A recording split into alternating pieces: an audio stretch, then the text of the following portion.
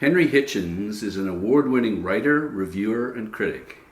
He has written for The Guardian, the TLS, Financial Times, and Wall Street Journal, and is currently the Evening Standard's theatre critic. He's the author of several acclaimed books on language, literature, and culture, including Dr. Johnson's Dictionary and The Language Wars. In 2008, his book The Secret Life of Words won the John Llewellyn Rhys Prize and the Somerset Maugham Award, and in 2009 he was shortlisted for the title of Sunday Times Young Writer of the Year. We're here in London to talk about Browse, The World in Bookshops, which Henry edited. Welcome to the Bibliophile. Very good to be with you. So, the book is a collection of essays by fairly prominent writers from around the world extolling their love of bookstores? Yes, so I think there were two things to say straight away. The first is they're all original essays.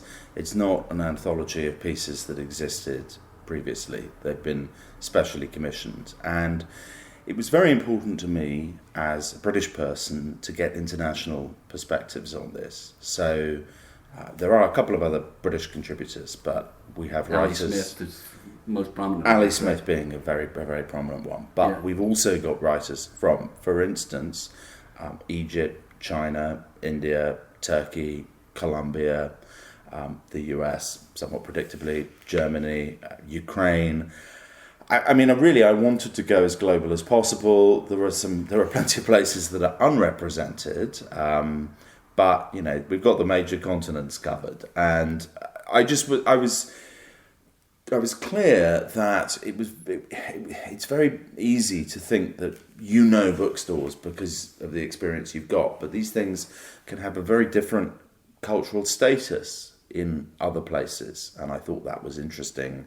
And I just didn't want to get stuck in that hole of imposing a sort of Anglophone perspective on the whole thing. I think it's reasonably successful in terms of the internationalism of the coverage. What was quite funny, though, was quite a lot of the people I approached immediately were saying, I want to write about city lights in San Francisco, I want to write about Shakespeare and Co. in Paris, I want to write about foils, I want to write about Strand in New York. And I was saying, no, I want you to write about the bookstore in your hometown or the one that you went to growing up, because I want that particularity of people's cultures rather than that sort of globalized thing of everyone saying, well, of course the best bookstore is Strand or whatever. No. And I think we ended up in a situation where, in fact, nobody writes about Strand or Shakespeare and Company. They do about city lights, though, or maybe that was you. That is me. I touch on it. My introduction to the book, it ranges a bit more widely, and I cover some of those sort of famous ports of call.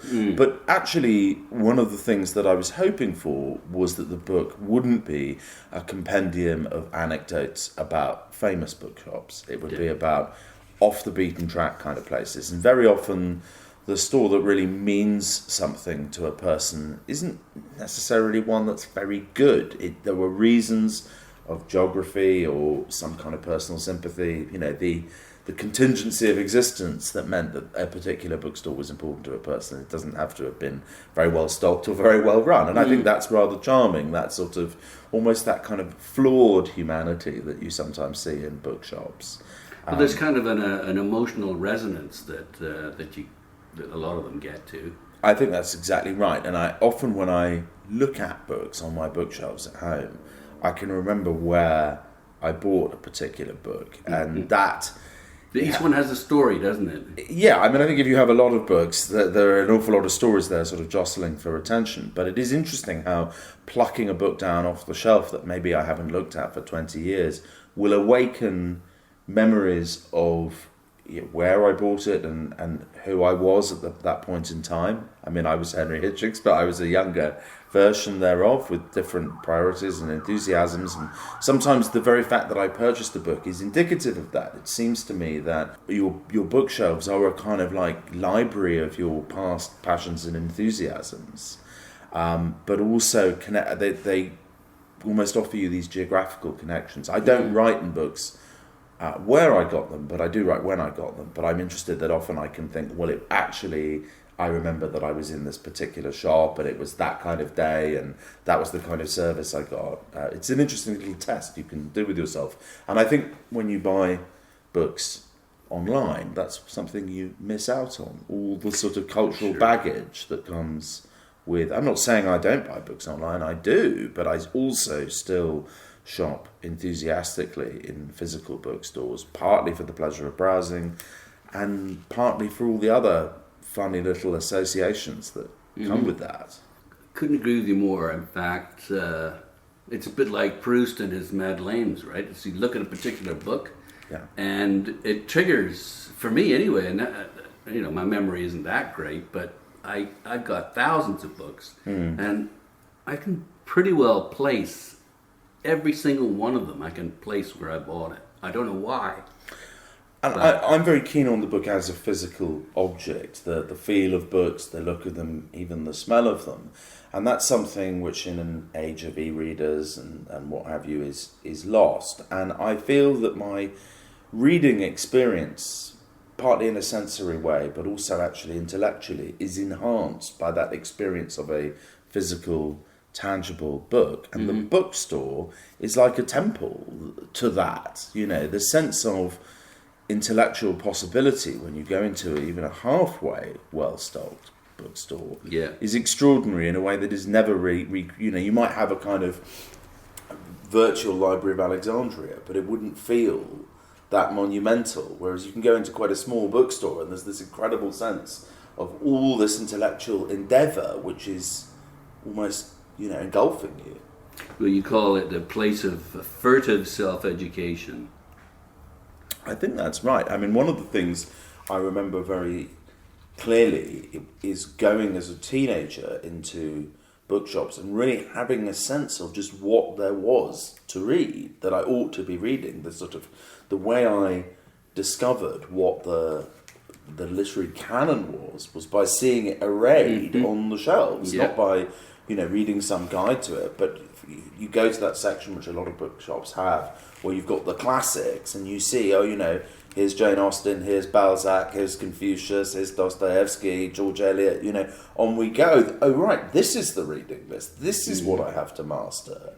I think it was sort of seeing that arrayed in that physical form which made me want to study literature, which I then did at university, and that's something that stayed with me. And I think one of the psychological effects of going into a bookshop is that oppressive sense of all the things that you ought to read or need to read. Even, I have so many books that I haven't read. So there's this feeling of guilt, but not so much guilt either. It's just great to have them there in case you want to just pull down and reference one of them. That's the other thing. I think the sort of psychological climate of being in a bookshop is quite complex. There's a sense of incredible possibility. There's a sense of other people's effort and, in some cases, neglected effort and all the accumulated history. There's also that sense of so many books, so little time. Yeah. But there is that sense of opportunity that's there. And one of the things, and this is something I think a lot of people talk about when they're in terms of bookshops, is sometimes you go in with nothing really in mind, but sometimes you go in for one thing and you end up coming out with something else, and it's something you didn't even know existed. One of the great, if you go and you browse online, sure, you can, it's interesting I said browse, because I think online purchasing tends to be purposeful rather than a browsing kind Even though they do have, if you like this, you might want to try this. They do have that, and that sometimes works, but it's spoon-fed, it's not serendipity. Yeah, and there's an algorithm there which is obviously based on your past shopping experiences, when the whole point is sometimes you want to encounter something that's totally different from what you've bought in the past, and it's that book that just looks up at you, and there's something about it that calls you, and it's often quite hard to explain what that is. It's not the subject matter, it's not the title, it's not the design. There's something. I think my wife would say that this is a sort of illness, but I look at certain books and the books say buy me, right. Or maybe they say read me, but if you're in a bookshop, the buying has to come before the reading.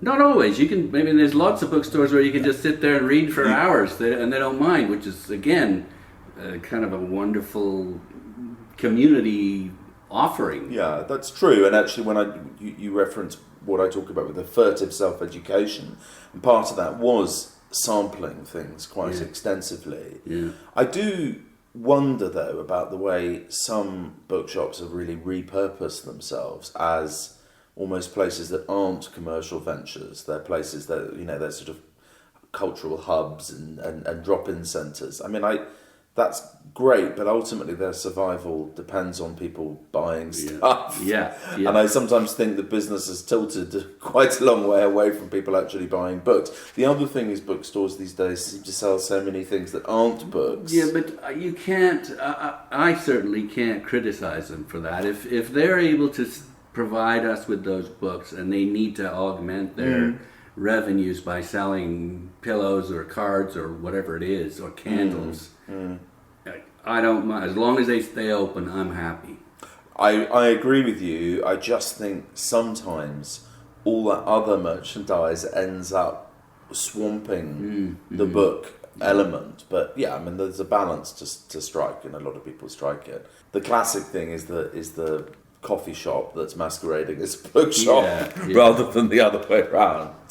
You mentioned hub, and here are a number of descriptions of a bookstore. A community hub, a haven, a platform for cultural events, a center of dissent and radicalism, a place to disseminate notions too strange or explosive for mass circulation, a means of creating and nurturing coteries of readers. Yeah, one of the things I'm interested in is the idea that bookshops can be mustering points for radical dissenting people. I mean, that may, in most places in Britain and Canada and the US today, that may seem unlikely. But I think there are still other countries where there is much more of a sense of bookshops as places which have a kind of the underground plugs into them. Well, and very much so in... now, it's funny because I interviewed him years ago, but... Is it Andrey Kurkov's... No, Alaa Al Aswany, Al Aswany from Egypt. Yeah. That's the essence of his essay. It's a sort of starting point for the protest in the Arab Spring. Yes, and there's that sense that sometimes you have events in bookshops where people go because it's a sort of it's a safe space, but also maybe a less policed space than if you did it in another kind of cultural centre, and you can have... Like what? Well, you have literally just cultural centres. A community centre. Community centres, or, you have places that put on literary events that are quite high profile, and the slightly lower profile events that happen in bookstores can be more edgy sometimes. There's a bit more sense that it's not state approved. Yeah. And I think Al Aswany in Egypt, he's very clear that bookshops became, at a time when Egypt was in a state of sort of political upheaval, a kind of place for radicals and free thinkers and people who were probably on some level classed as enemies of the state to muster and pool their ideas and their thoughts. And actually they perhaps weren't really going there with any view to buying books, but the bookshop has this kind of strangely neutral political status, which actually makes it quite a powerful place for proper kind of... It's the same sort of status that coffee shops had in 17th and 18th century London. The idea that because they didn't have a sign outside saying political debate centre, they actually could be places for quite a kind of free and even-handed and exploratory cultural or political conversation. You talk about the evocative smell. I like this description. It's almond and vanilla, a grassy sweetness, damp wood, and even a hint of mushroom. Yeah, I mean, I'm never too happy when I pick up a really mushroomy book. And while I wouldn't say that I, travel the world sniffing books, used bookstores often have a very particular aroma. It's not to everybody's taste. It's an aroma that I think makes me think of the people who owned the books before, in a generalised way rather than a specific way. But obviously there were two very different strands to writing about bookstores, and we've mainly touched up to this point, I think, on new ones, but the used bookstores, which are, sadly in pretty steep decline for all kinds of reasons, are amazing places. I much prefer a used second-hand bookstore, and the reason for that is that it really is a treasure hunt. And I guess about 20 years ago now, I've got the bug, the collecting bug, first editions, and more recently fine press, letterpress.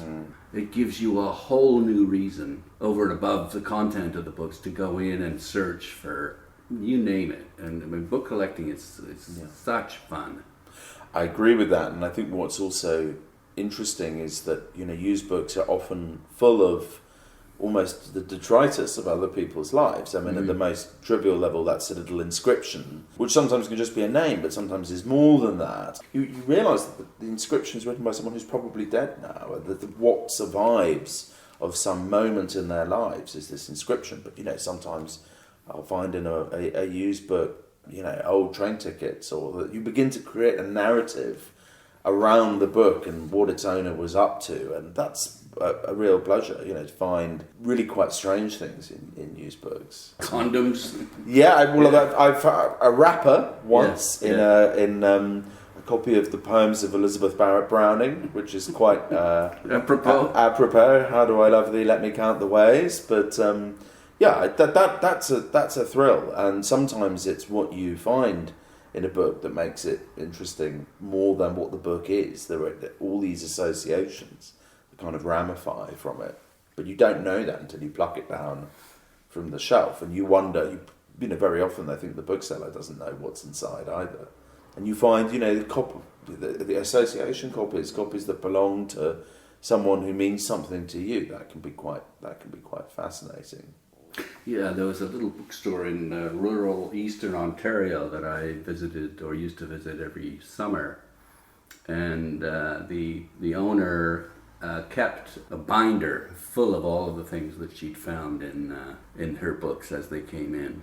So yeah, some wonderful stuff. But some people would argue that she shouldn't have taken them out of the book. She should have left them there. That's right. She's taking away the thrill of that encounter. I often leave things in my own books so that when I come back to the book, there's that sort of extra frisson of the, it might be a ticket or a flyer that I got for something that was, when I happened to be out and about. That can be quite interesting. You think, what was I doing? Oh, look at this weird stuff I was into 17 years ago. That's quite fun. But I think that one of the pleasures of used booking is all that extra stuff other than the book. But definitely there's that particular aroma. When I step into a really sort of chaotic, dingy used bookstore, there's an amazing sense of sort of being home, actually. There's quite a kind of animal smell rather than a vegetable smell that it has. But unfortunately, those places have had a very rough ride over the last 20 years. And the main cause of that has been the World Wide Web. If I want to buy something particular that's used, I go on. I'm not going to name particular sites, but there are sites which connect you to people all over the world who will offer you something. You'll be able to get something in the condition you want at the price you want, and that has really hurt the used bookstore at a time when there are other factors, not least real estate costs and the rates that people have to pay. It's a bit of a double-edged sword, though, or maybe not even a sword, because selling on the Abe or Biblio or wherever it is, there aren't that many services available. In some cases, has enabled bookstores to stay open. Yeah. So it's not all bad. I see. You're right, but I think the problem is in some cases it's enabled book dealers to think they don't need to have any physical point of presence and they can just do it from their garage or whatever it might be. Yeah. And the costs of having a physical presence are high, not just financial costs, but in terms of someone having to be physically present there. The time you're spending being in a shop that no one comes into is time you could be spending reading or tracking down books or servicing customers all around the globe. So it is double-edged. It has propped some places up, but other places the proprietors have thought, I really don't need to go to the trouble of having somewhere that I open up every day.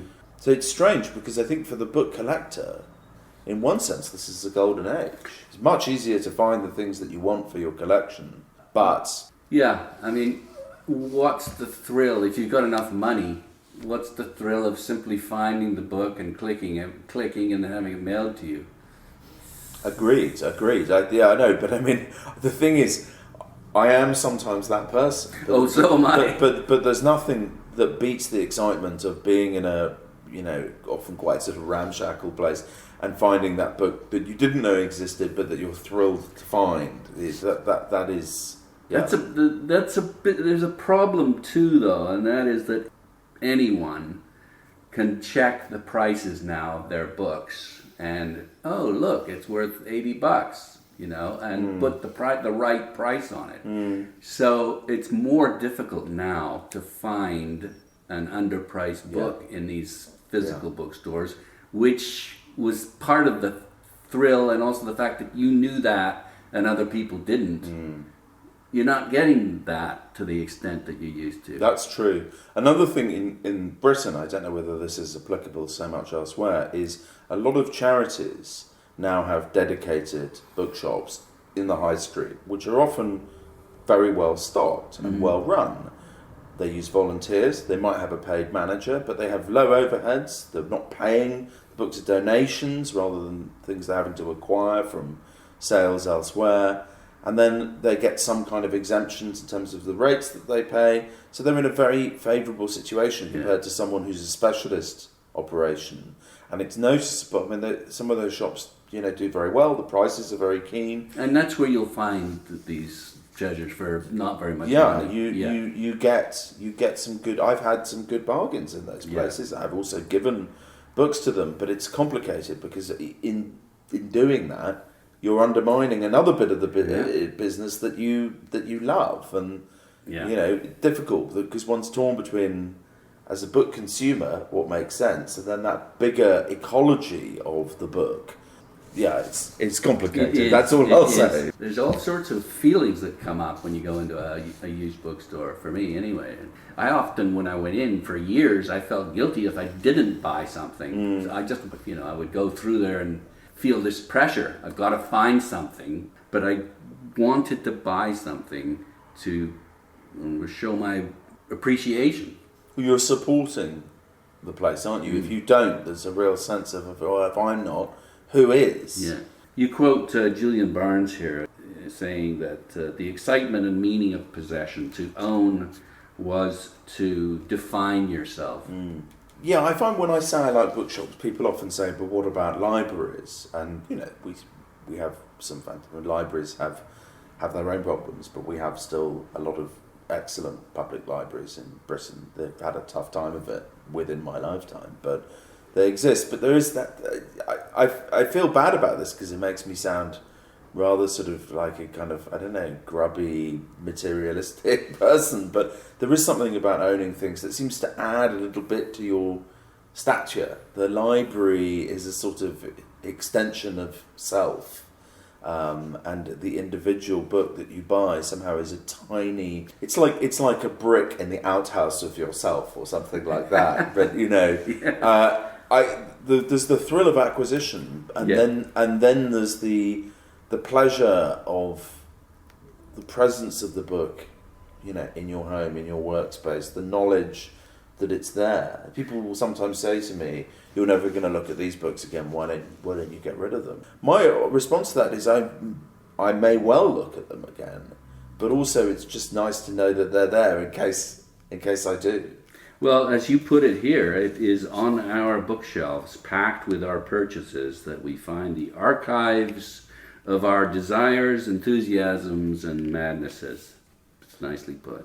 Yeah, I mean, the madnesses bit may seem a bit self-damning, but it's quite interesting to look back and realise that one had some tastes that now seem terrible. It's a bit like looking at your music collection as well, and the same thing applies there because so many people now have an entirely sort of digitised music collection.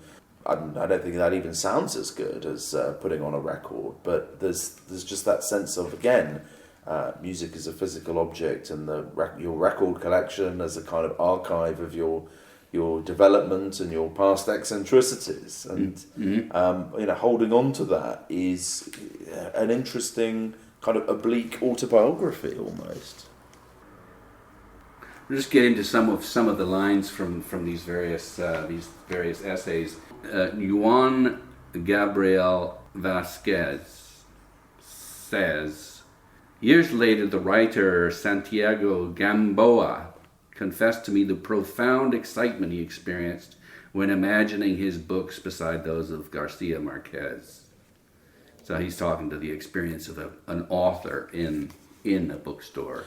Yeah, there's something about seeing your books in a shop which gives you a feeling of pride, but also of legitimacy. That sort of, of course, where you are in the alphabet, there are certain people you're then almost doomed to butt up against, for eternity. That's a strange relationship as well. That you look at your own book and you always see certain authors very, very proximately. It's a kind of strange bedfellows thing going on there. But definitely seeing your book, it almost makes you feel. It's not just that it makes you feel your book exists. It makes you feel that you exist in the world in a way that you didn't before.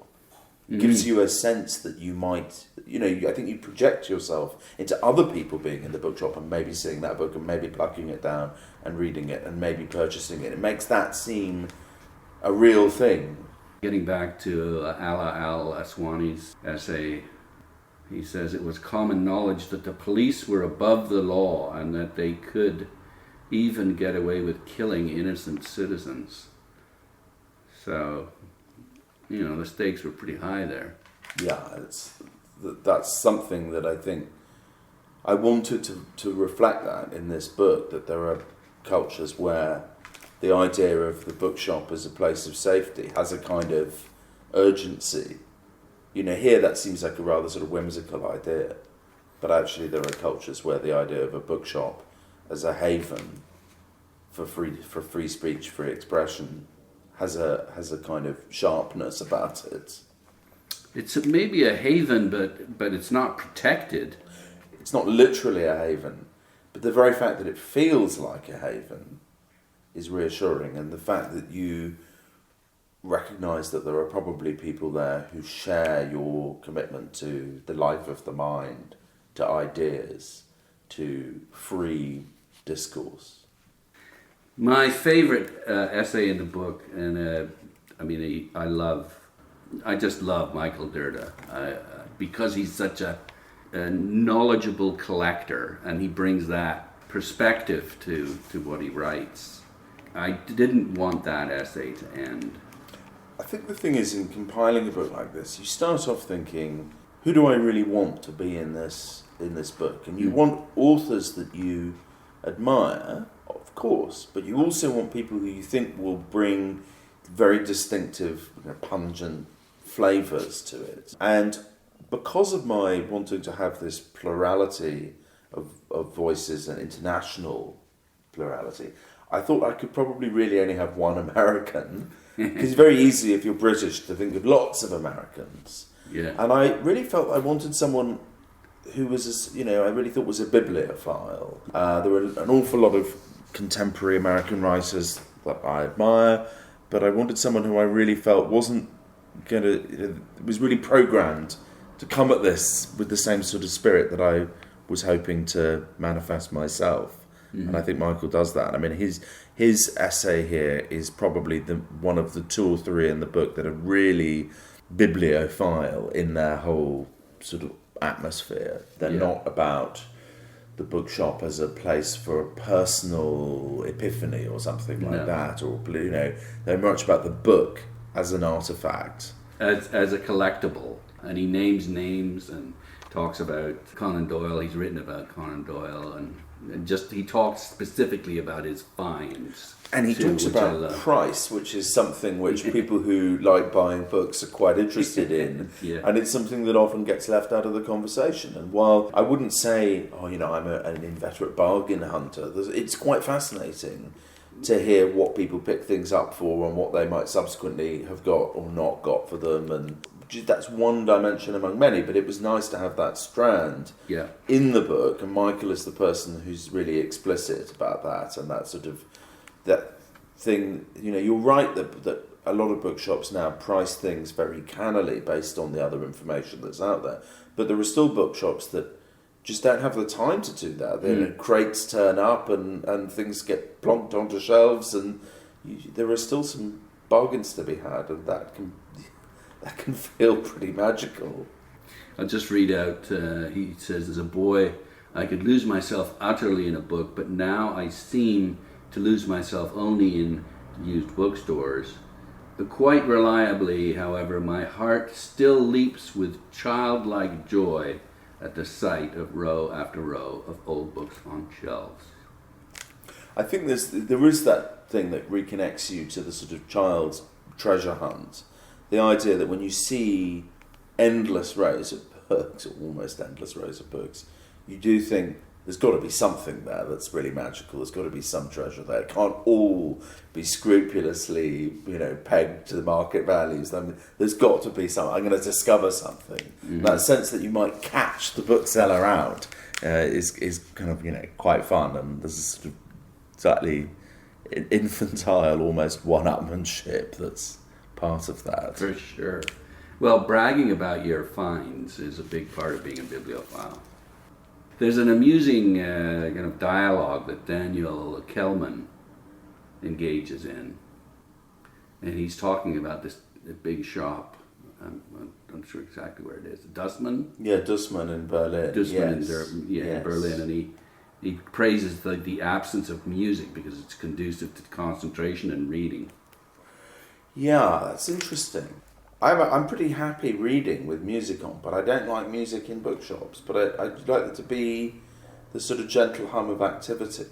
There was one essay that it was nice, it was quite elegant and nicely sort of tied up at the end, and it was, I think it was the relationship with an old bookseller and then he died. This is Stefano Benni. I thought that was... that had a lovely, quiet sophistication to it. If you love books and bookstores, you'll find a lot that's recognizable in this book and a real pleasure to encounter. So where can people get this book? It's called Browse, edited by Henry Hitchings. Browse the World in Bookshops, but it's now out in paperback too, is that right? It's out in paperback in Britain, published by Pushkin Press, and has a slightly different title in paperback called A Love Letter to the World's Bookshops. I mean, it should be quite widely available. It's been or being translated as well into Italian, German, Catalan, Turkish, I think Arabic, Chinese, Japanese, which is great. I mean, that's always a delightful thing when your book takes on these other lives around the world. Quite what the translation might actually be like is something I'm not really equipped to comment on in a lot of cases, and never really going to find out. But it's fascinating to see how the books are packaged as well, because that varies a lot. What works in terms of design and presentation seems to be very different from place to place. Sometimes I'm quite taken aback by the really sort of idiosyncratic, I mean, I've had books published previously in China, and the jacket design is often very humorous, but in ways that feel quite... The nature of the humour is quite unexpected. It's not where you were thinking they would come from. Cartoonish sort of things and stuff like that. That clearly works in that market in a way that it perhaps might not be deemed, the way to go here. But anyway, I'm hopeful that the book is fairly widely available. When you write a book about bookshops, you hope that bookshops will stock it. Yes. I mean, that wasn't a cynical ploy, but not second-hand bookstores. Let's get them sold first. Yeah. Well, let's get some revenue for you first. Speaking of books, since this was written, you've written another book on the great Dr. Samuel Johnson. That's right. So my first book, which was published in 2005, is a book about Johnson's dictionary. And I've now, 13 years on, written a book which is called The World in 38 Chapters, Dr. Johnson's Guide to Life. The second bit of the title there tells you what it is. It is a book really about how what Samuel Johnson wrote and said can be useful to us in the 21st century, because he's such a great guide to so many subjects. An aphorist for sure, but also an amazing explorer of the dark places of the self and society. And it seems to me that Johnson has a kind of image problem. He's thought of as this rather sort of dusty and archaic figure. Twitchy. Yeah, well, with that he was, but without, going to absurd lengths to assert his relevance, which is a word I tend rather to want to shy away from, I just expose, I suppose you could say, the ways in which Johnson has something to say to us now. And who publishes that? That book is published by Macmillan. Okay, great. Well, thanks for writing this book and sharing your thoughts on something that's very close to my heart. Thank you very much. It was a great pleasure to talk to you. I've been speaking with Henry Hitchings in the south part of London on a beautiful sunny day. Thanks again. Thank you.